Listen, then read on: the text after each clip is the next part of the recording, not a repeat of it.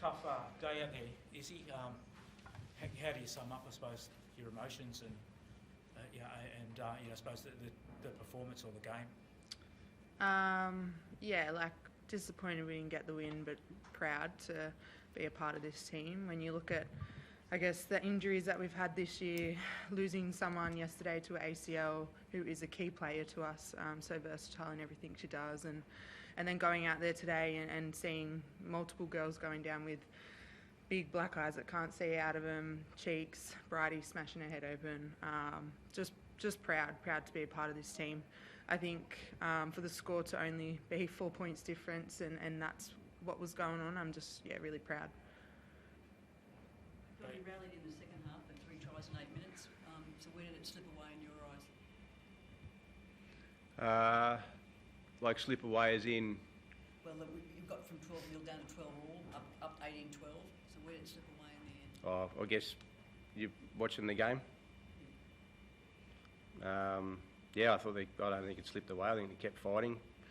Look at a couple of those decisions, it could go either way, and so they're out of our control. I was just really proud of the girls. I said to them in the sheds there, it's a weird feeling for me because I know that they lost that game, but I feel really happy, and that comes from just the pride that I have with coaching these girls and what Izzy just spoke about. The adversity they've gone through this year with the injuries, especially over the last 3 weeks. We were trying to get girls off in the second half. Like Keely couldn't see out of her right eye, but she didn't want to come off. And Rima, whether it's a fractured cheekbone or not, it's out here, and she didn't want to come off. And so it's a bit of a weird feeling. I actually feel really happy because you can only ever ask the players you coach to give everything. And that's what they did. So, just really proud of them. John, a question about that, I guess the match defining play at the end. Have you had a chance to have a look at that put down? Because I guess the jury's still out on whether the ball actually touched the grass. Did you see it touch the grass? It's very hard to say going by the replays. I was looking at the same replay. There's probably a bit of guesswork. Belinda was always going to send it up as a try, and then it's probably maybe hard to overturn. I don't really know. You'd have to ask them, but it doesn't change how I feel in the mindset of what the girls did out there. Do you feel like you've been hard done by? Like it was a controversial finish? Look, it is what it is. The decision was made on the run, and then they had a look at it. Girls in there said they had their hand under the balls, they didn't touch, but it is what it is. Like I said, I'm just really happy with the effort and the fight that the girls. That's all I can control, and our team and what happens with decisions out there. That's it's out of our control. But what I will say, the Broncos were very good. They kept turning up. They've had a great season, and so I certainly wouldn't want to take anything away from how they played as well. Like I just thought it was a great game of footy, great grand final. The two best sides slugging it out there in the end, and so I thought they were really good as well. John, can you just run us through what happened yesterday with Tyner, and then obviously a decision to bring a debutant onto the bench? Yeah, well, we had obviously Amber. We were hoping that might pull up all right, but to start with, so she couldn't get into the 17.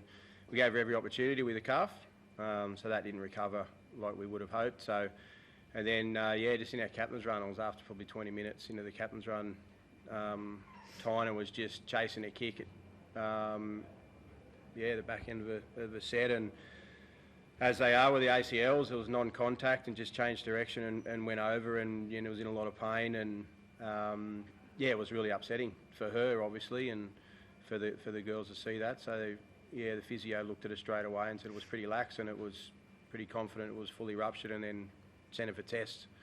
And it was. So just really sad. Obviously seeing Taz do the same injury a couple of weeks ago. It's just that injury. I just hate that injury. It's a non-contact. He's like, how do you how do you stop it? You know, it's not like a hip drop where someone's coming in, they're in the wrong, they're twisting someone the wrong way. It's just innocuous, moving in a direction that you've done probably 1,000 times. So, yeah, So she's a very positive person. Tynes, I think she's been one of our best players in consistency all year and been a big part of the side. So yeah, to lose her yesterday was not great for her. And but once again, that's probably why I feel so happy and proud right now of the girls. You know, fighting to the end in that situation where we could have really finished with 13 players if, you know, the girls had probably done what a lot of other players would do with those head knocks and bring themselves off. What was your decision to keep Corbin at fullback after Bridie went up? You moved Corbin back, then when Bridie came back on, you kept Corbin. What was the Yeah, it was based around catching the high balls with Bridie. She's got a solid cut there, quite low in the strapping, and I just thought that might be a little bit of a challenge because when they strapped, it was really hard. Like sort of eyes, because it was such a big gash. Her eyes had sort of been strapped down a little bit, which they had to stop the bleeding. And I just felt like that would be really difficult to get under high balls for the rest of the game. So, and she's played 5'8" and defended 3 and for us, and you know many a time. So I just thought that was a better option for her, just to ease that sort of stress of trying to get under the high ball when her, you know, she's probably, you know, her eyesight wasn't 100%. Isabella picked up a leg injury at the end there. Do you know early on if it's serious or not? No, not too sure. Haven't really gone in to assess any of that yet. Is there any other concerns? I guess after full time there was a bit of a melee or a fight.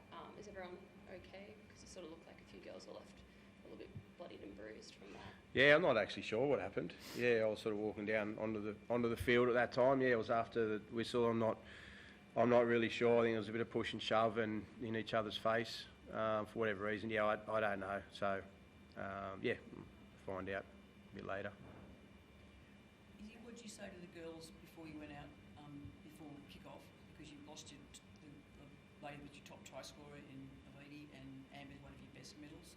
What did you say to the girls before they ran out? I can imagine belief would have been still there, but what did you say? I can't really remember right now. I think for me, I was just reiterating how resilient we are, and that obviously this was going to be a really tough game, but I knew with the resilience and I guess the team that we had that we would put up a really good fight. I don't know, it was just, for me, not really reflecting back too much. I think I'm just looking at the group and how devastated everyone is, but same with Strangey, like I can't say the loss was anyone's fault. You can't blame it on anyone. You can't say that anyone should have stepped up more or given more effort. I think when you look across the park and you go sit in that room, you see how hard every single person worked. So yeah, I can't remember too much with what I said, but now looking, you know, into the sheds and looking around, I just think I'm so proud that everyone gave it their all, and that's literally all we can ask for. Thank you. Thanks, guys.